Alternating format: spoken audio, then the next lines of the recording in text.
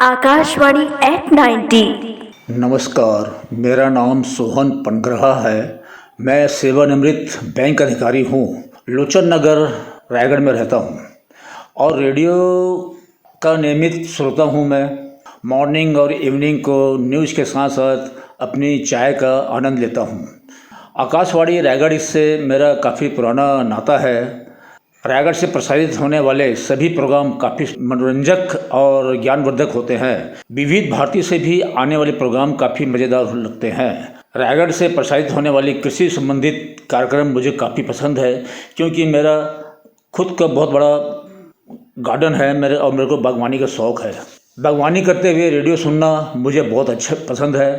Radio के साथ काम करना बहुत आसान है। माननीय प्रधानमंत्री जी नरेंद्र मोदी जी की मन की बात रेडियो में सुनना बहुत ही अच्छा अनुभव है। मैं सभी श्रोताओं को अनुरोध करूंगा कि रेडियो जरूर सुने। धन्यवाद। आकाशवाणी एट 90।